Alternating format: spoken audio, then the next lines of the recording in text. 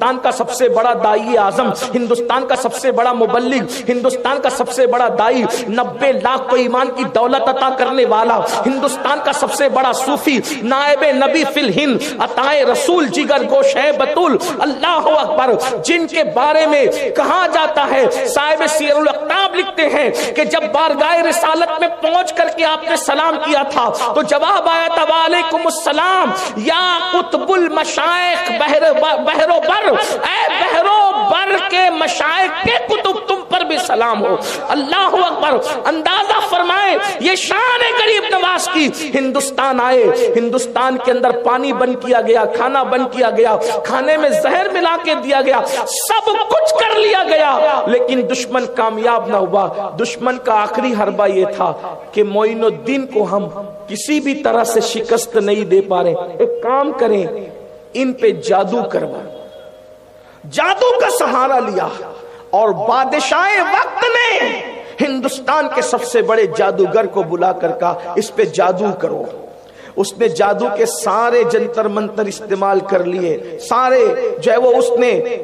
اپنے طور پر جو بھی منتر جانتا تھا سب استعمال کر لیا۔ سانپ پھینکے، رسیاں بن گئی اور پتھر پھینکا، رک گیا، بہت کچھ کیا۔ آخر میں بادشاہ نے پوچھا اس پر جادو اثر کیوں نہیں چلتا، اس پر جادو اثر کیوں نہیں کرتا؟ تو اس جادوگر نے بادشاہ کو کہا مہاراج مجھ سے بڑا بھی دنیا میں کوئی جادوگر ڈھونڈ کے لائے تو بھی اثر نہیں کر سکتا۔ اس میں کون سی خاص بات ہے؟ کہ اس کی خاص بات یہ ہے کہ اس نے اپنی پوری زندگی میں کبھی کسی عورت پر پاپ کی نظر نہیں ڈالی۔ اس کی آنکھوں میں اتنی پاکیزگی ہے، اس کی آنکھوں میں اس طرح طہارت ہے، اس کی آنکھیں اس قدر صاف و شفاف ہے گناہ کے حوالے سے کہ اس نے اپنی آنکھ سے کبھی کسی نامحرم پر غلط نظر نہیں ڈالی۔ یہ آنکھوں کے تقدس کی برکت ہے کہ اس پر جادو اثر نہیں کرتا۔ اگر آپ اس کو کسی عورت کے سامنے کر دیں اور اس کی آنکھوں کو ناپاک اور آوارہ کر دیں تو ہم اس پر جادو کرنے میں کامیاب ہو جائیں۔ بادشاہ وقت نے سوچا، اس نے اپنی طرح سمجھ رکھا تھا غریب نواز کو، ہمیشہ سے اہل باطل نے اہل حق کی برابری کا دعویٰ کیا۔ یہ بڑوں کو اپنی طرح سمجھنے کا خط تو ہمیشہ سے اہل باطل میں رہا ہے،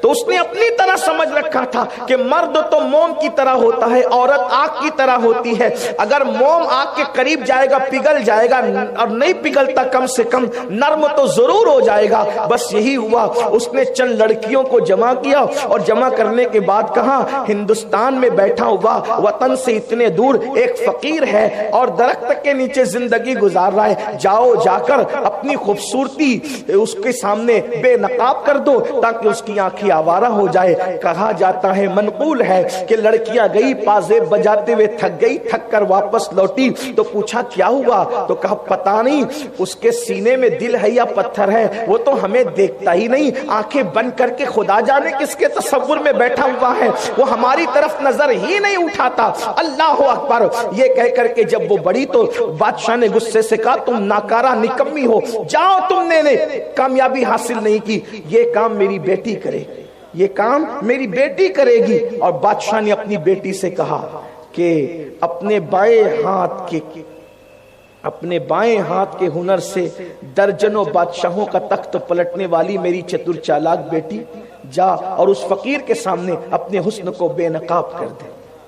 کہنے والے کہتے ہیں اتنی خوبصورت تھی بادشاہ کی بیٹی، اگر علامہ ارشد القادری رحمت اللہ علیہ کے لب و لہجے میں اس کے حسن کی تصویر کھینچی جائے تو یوں کہا جا سکتا ہے اس کی آنکھیں کیا نرگس کے پھول معلوم ہوتے تھے، اس کے بال کیا سنبل کا پودا نظر آتا تھا، اور اس کا چہرہ ایسا لگتا تھا جیسے کسی جھیل میں ابھی کسی کنول نے آنکھ کھولی ہو، اس کے ہونٹ کیا گلاب کی پنکھڑی لگتی تھی، اس کے چہرے کی سرخی لالے بدخشاں کو دعوت مناظرہ دیتی تھی، اس کے حسن اور جمال کو اگر ہندوستان کا کوئی شاعر بیان کرے تو اس کے چہرے کو بنارس کی صبح لکھے اور اس کے بالوں کو متھرا کی شام قرار دے، اتنی خوبصورت تھی۔